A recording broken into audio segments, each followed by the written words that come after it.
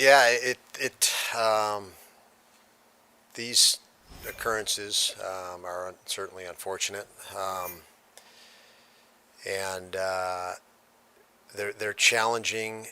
And Kevin Adams is great with this, and I think Kyle Akposo, the communication, and we, collectively sat Nicole, and we don't know how everybody's going to feel on, when they see what happened to Damar, and you think about his family and the team, and you think about just your own vulnerabilities. So we have taken a lot of pride in open dialogue and players being able to share how they feel about things with us, and that was a moment that was a necessity. And I think that as far as the ability for our team and players to go into that game the other night, that was absolutely on their mind. Um, we went through as a community the unfortunate storm we went through a couple weeks ago, and I believe in just in watching and being around our guys, there's such a deep care for each other and for the community that we're in, that there is there's a lot to it. There's a pride. There's a I think they looked at that game the other night and said, you know, maybe there's something we can give here, that's a positive. And obviously for them, they love playing hockey, and they certainly love their teammates. And that was a forum where they could just embrace each other and play the game we wanted to play, um, knowing that I think that they're all going through different things, and don't know what to make of it. Those are situations that are tough because you really don't know what to make of it. I mean, we all go through life, uh, uh, um, not thinking about situations like that and just living. And when one happens, it forces you to stop and feel how vulnerable you might be. And again, I like the fact that our guys go in that locker room, and even though we feel vulnerable, you feel vulnerable every night in different ways in an NHL game, but they really felt, it looked like, let's just do something together, and we have a chance to do something together. And it was enjoyable to see them embrace that. Sean McDermott, not only does he have to navigate his own emotions while this is happening, his team out there, he has to navigate also as a head coach. Can you even imagine what that is like for him out there as this is all going on In some respects, I can imagine, and then in others, no, I can't imagine. The intensity, the immenseness of that. No, I can't. I can't imagine. All of that. I know as coaches, you're in situations, and I've been in them too, where you're supposed to be this leader, and our culture is this is the head coach, and he's supposed to be this leader, and never vulnerable and all knowledgeable, and again, these are situations where everybody feels vulnerable, and in moments like that, this could happen to anybody at any time, and is things that go through your head, and then to be in charge of the group and the group moving forward. But I do know enough about Sean and the leadership there, with Brandon and the Pagulas, that the culture there is ready for the culture there. I think is set up that, for stress very well.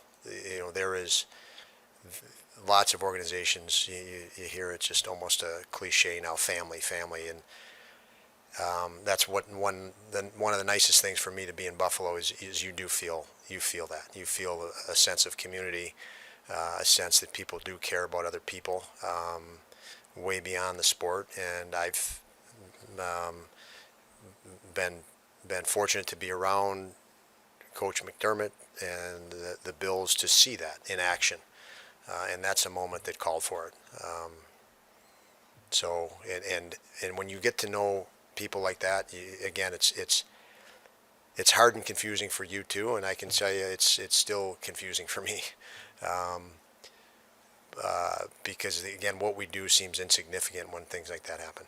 How would you on, just given you know how much that weighed on your players and going into a game like that was challenging and they played the way that they did? I felt really good after the game. Even the way, especially the way we had to come back. You know, things were slipping away in the third period on us against one of the greatest, you know, a great hockey team, but one of the greatest goal scorers in the game, if not the greatest. And we had to just pull right back together in a hurry in a very loud and energetic building going for the home team and get momentum back and take it back. We had to go take it back. And our guys reacted after giving up the lead how I would have hoped would have happened a little sooner, but it was okay. We hit rock bottom, and there's now we got to step it up, and that kick of determination was fun to watch, and it doesn't happen without belief that you can do it and care for the guy next to you. So very rewarding after that game to go through it the way it did. Did Tage wake up Obi, do you think? He presented the challenge. He challenged one guy to the other. He might have. I don't think anybody needs to wake up Ovi. He's ready to score at any moment. But what a game, and he's amazing player, as we all know. And I said on the radio this morning, you have to get comfortable not being perfect, and lots and lots of teams at the professional level, at all levels, spend so much energy worrying about how they're going to lose. You can't do that, and you can't do that, and you have to do this, and you need to do this, and you have to, and in that process, you lose sight of what you can do, and you have to. It's not going to be perfect, and you have to block stuff out, and you're going to give up leads, and you're playing against the greatest goal scorer in the world. He knows when a chance is going to occur before the chance even is about to occur. But I love the way our guys, they took no negative and no fear, like we've talked about so many times, and saw through all that to find a way to be successful. And that's happened a couple times on that road trip, and that's a big part of growth that you can't be successful without in any endeavor. Again, the mode of operation usually is a lot of focus on what's going to kill you, and that usually ends up being a self-fulfilling prophecy, and our guys are determined otherwise. No matter how many goals Tage ends up scoring this year, how much are you going to remember that goal in that moment, what it meant to him? Yeah, that one's going to stick for a long time, and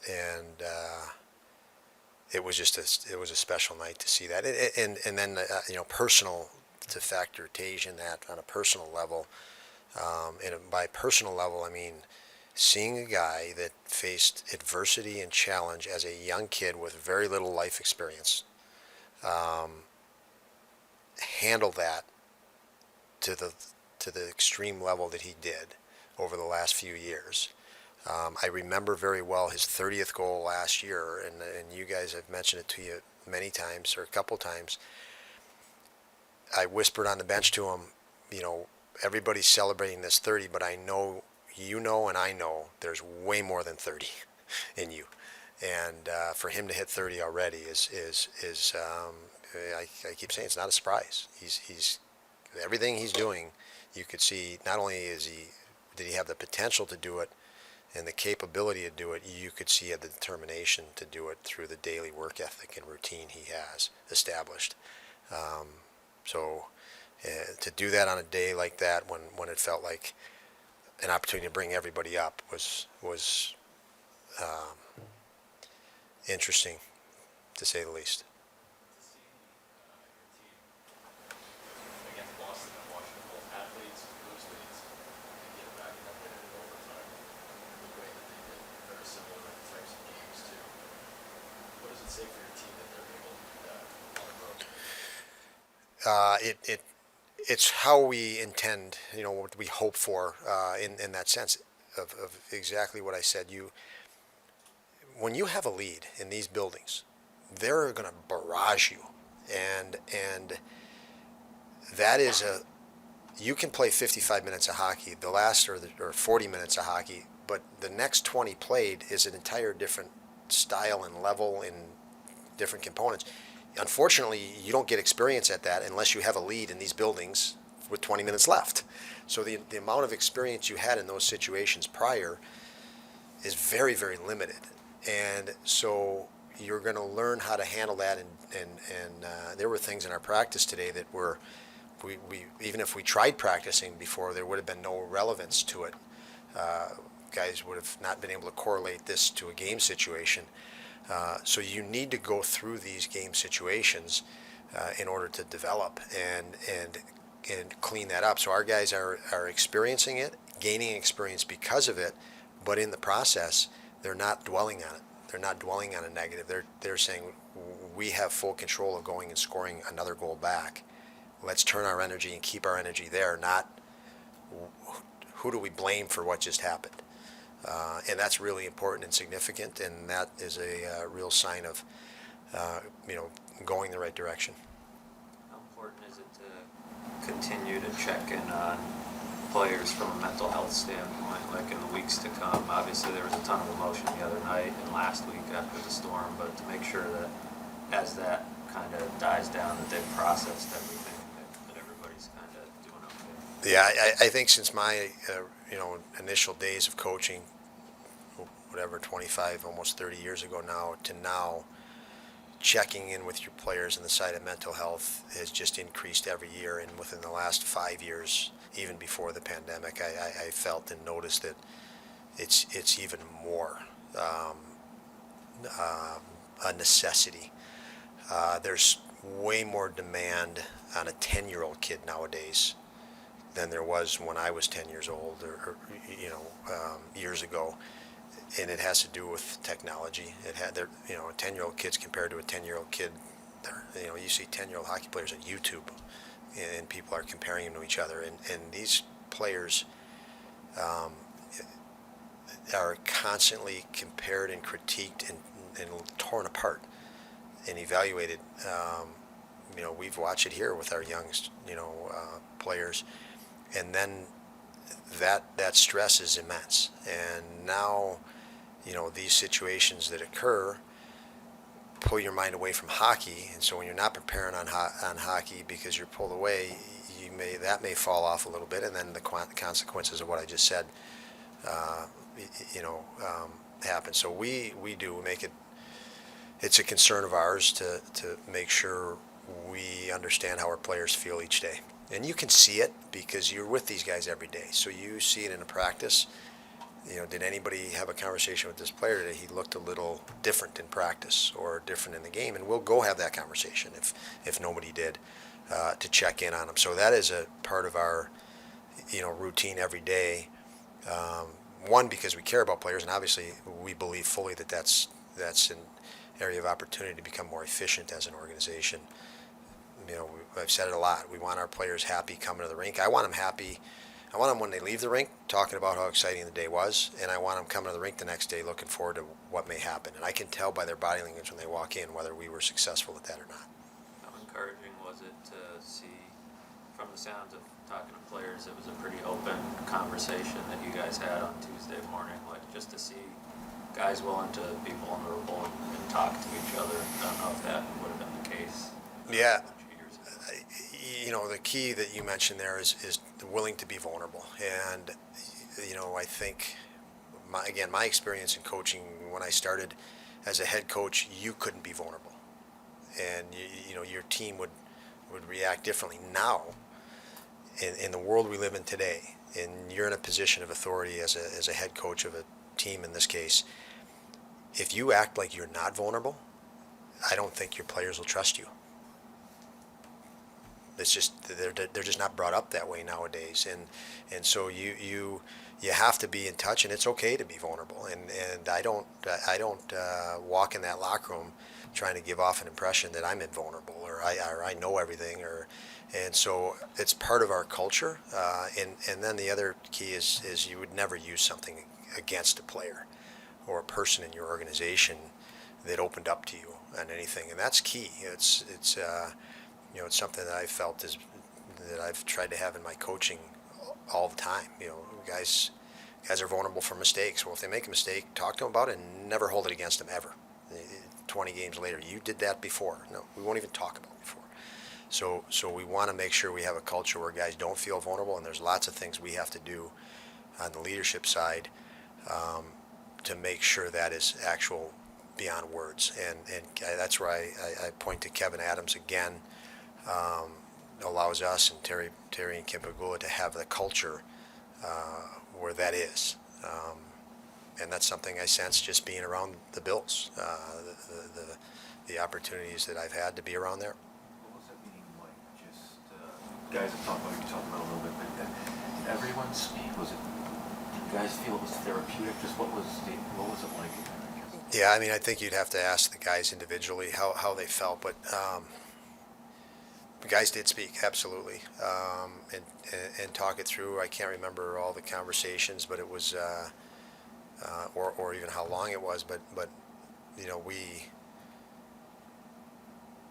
they were not afraid to talk about it, which is really good. And there's no solution, there's no answers. It's just we just talk, and then you know, we talked about, okay, how are we going to move into this afternoon and tonight, and come up with a plan collectively, because it wasn't a situation where I could come up there with the plan. The plan's going to be made here in this group right now in this discussion moving forward into tonight's game. So, yeah, and our guys have become better and better at that, and in the sense of better, I mean understanding that there's moments that we're going to have to operate that way. This was one of them.